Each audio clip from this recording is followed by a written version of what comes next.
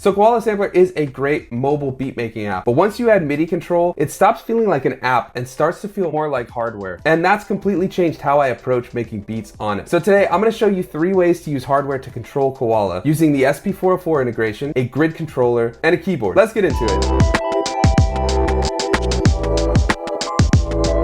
So to kick things off, we're going to start with the SP404 official integration. Now this was something crazy when they added it in the SP 4.04 update, but there is actual direct integration between these two now, and all you need now is a USB-C to C cable. So to start, all you actually need to do is connect these via USB-C. And you'll notice once we plug into Koala, the SP is actually going to change its settings, and you'll see up here a notification. So let's plug it in.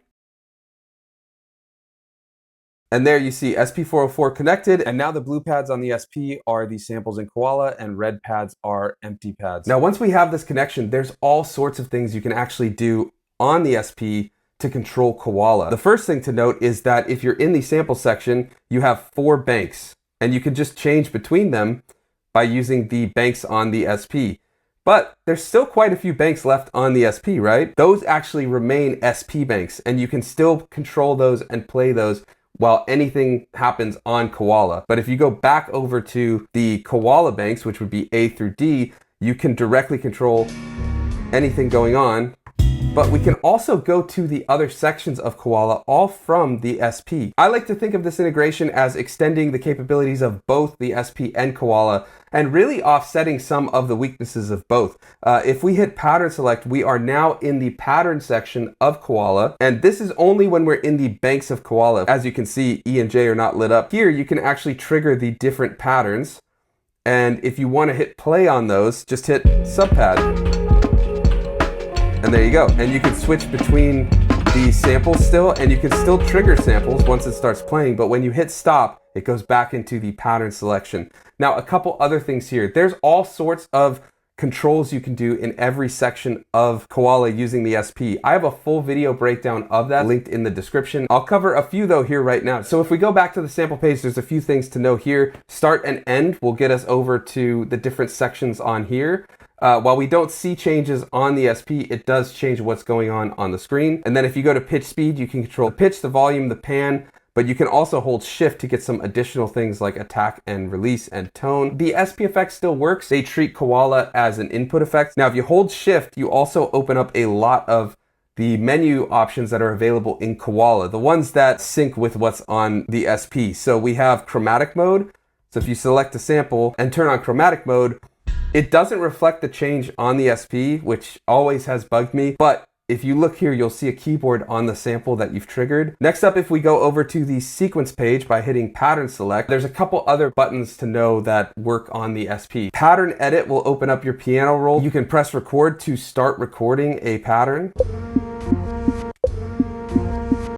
Hit subpad to stop it. If you want to undo, just hit shift and pattern select, that's your undo. And then if we want to get over to the perform page, it may not make a lot of sense, but it's actually the roll button. So that gets us over to perform. And there we can actually mute the bus effects. Now a weird thing here, play is no longer subpad. That triggers a sample. So you actually have to go back into pattern and then hit play and then hit roll. And now you can do mutes. You can also trigger additional samples. There's 2 other really cool things I want to mention really quickly. One, you can actually sample between these incredibly quickly. So if we go over here onto an SP bank and just hit record and choose something and just stop that recording, go back over here. And then the final thing I want to mention is that because Koala has stem splitting, it's not the best stem splitting. It is very artifact heavy, but it's another option if you're using something like the looper on the SP and you want to then arrange what you've made on the looper. You could stem split it, and it's not the best stem splitting, but you could get slightly better arrangement out of it or mute things and do things like that. So I really like this workflow. It's a lot of fun. You can do sequences on Koala. You can also do MIDI out. You could sequence things on the SP and that sequencer, but just trigger things using Koala. There's all sorts of ways you can use this setup. If you have any ways you use it, let me know in the comments. But if you want something that's a little more your own style and that you can program to be whatever you want, that's where the next couple of pieces of hardware come in. Let's talk about it.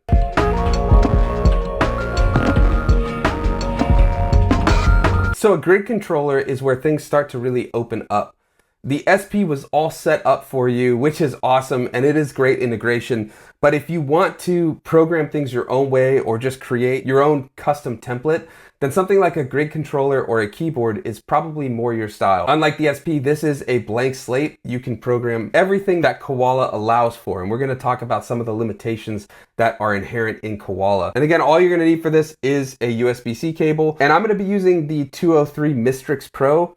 This video is sponsored, but any grid controller will work for this. What we're going to be doing is custom MIDI mapping. So we plug it in and the grid controller is on. Now it is going to use power from the iPad, something to think about. And we're going to go over to the note mode because for Mystrix, there's lots of options and things like that. But what we want is just MIDI notes and MIDI CC. So what we're going to do is go into our notes. And here is just a chromatic MIDI note setup. But in Koala, there's actually a lot we can do with MIDI. So if we go over to the settings in Koala and then go to MIDI, you'll see this Map MIDI button. Let's click that. And now everything gets highlighted that is MIDI programmable in green. So now you'll notice there's actually a lot that is programmable. On the sample section, we have sample start, sample length. We've also got the edit button, which can open up and close the menu, the delete button, pan, pitch, volume, all of our samples, even mute and solo.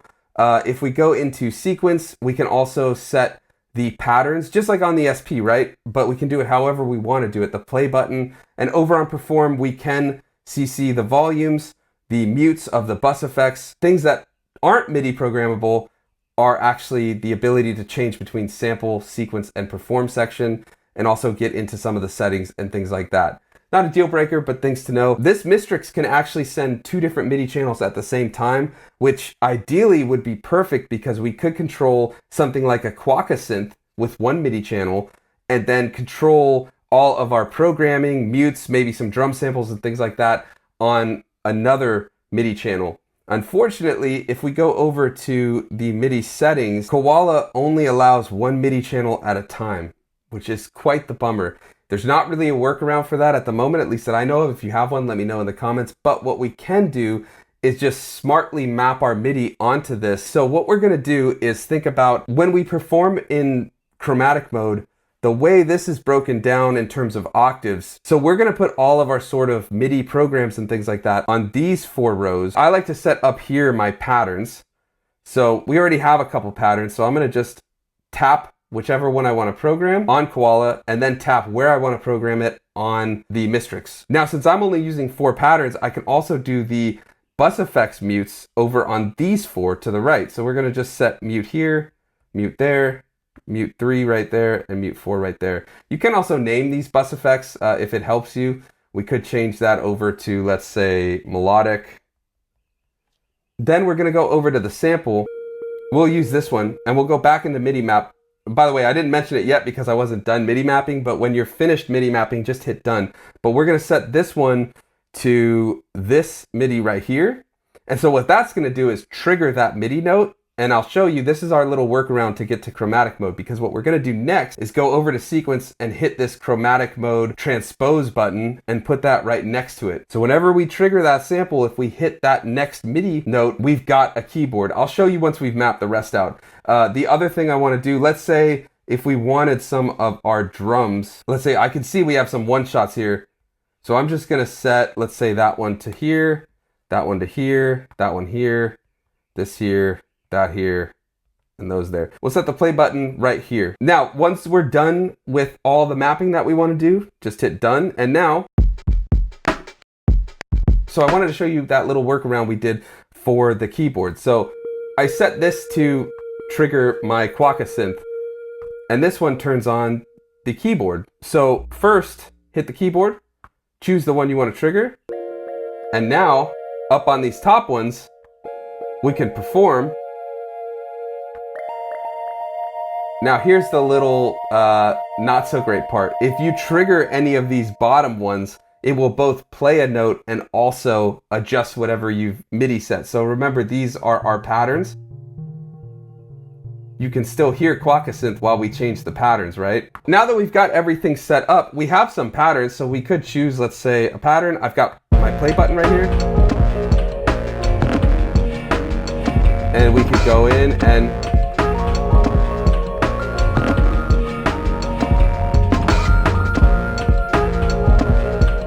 we can still do our mutes.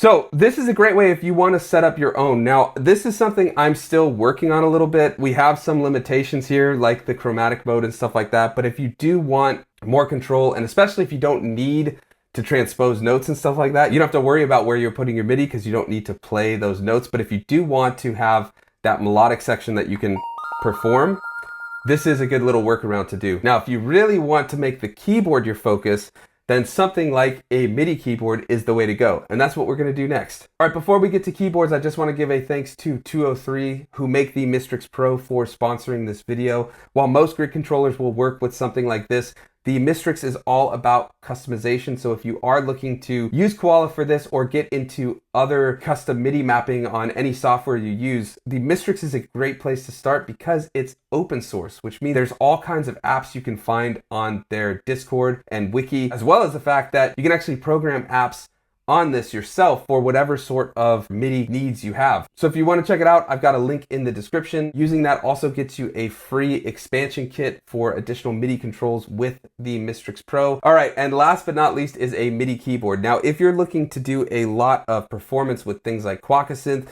or transposing samples like a piano one-shot across the keyboard, a MIDI keyboard is a great way to go. If you get something that also has some encoders, you can also program things like volume, pitch to the encoders. Now, one thing that's a big bummer is Koala is not programmable, at least as of the filming of this. But to get started, all you need is a cable that fits your keyboard and your tablet or phone. So just like on the grid controller, everything is going to be MIDI programmable or customizable by going over to the MIDI map section. Now, we already have everything set from the Mystrix, and I'm not going to change too much. But again, you need to think about this caveat or limitation of Koala, and that's that we only have the one MIDI channel to work with. So if you set any drum pads to these pads right here, just note that those will trigger on the keyboard at the same MIDI note. So if you want to play a C1, which is where I also mapped the play button, it starts the whole sequence. Even if you are in chromatic mode. See that? So while I could play on top of it, all the MIDI map can still be triggered. So that is a limitation you have to consider. It's just the way it is at the moment. You do have scales here. So if we go over here, there are scales, but if you're using a keyboard, you may not want that. So the biggest function here is really that one, we have encoders so that we could go and MIDI map fades or something like that. And now rather than just doing fades, right, we could unmute this and let's say over here, bring the drums up.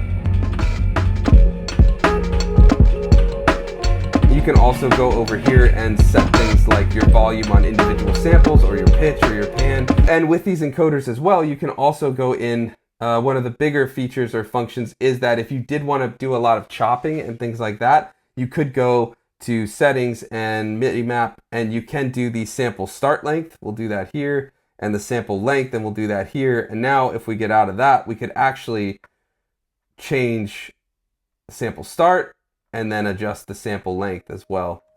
It's not the easiest. I actually find the touchscreen a little easier for that. But if you did like having some sort of hardware for that, it is the option. So those are 3 ways to make the most out of Koala by using hardware. Which one's your favorite? Let me know in the comments if you use one as part of your normal workflow. While I've always used the SP, things like the Mystrix have become a lot more useful lately because I've been wanting to do more custom mapping and have a little more control over where I put things. But if you want to go deeper into Koala setups and learn how to make beats on it, check out this video next. Thanks for watching, and I'll see you next time.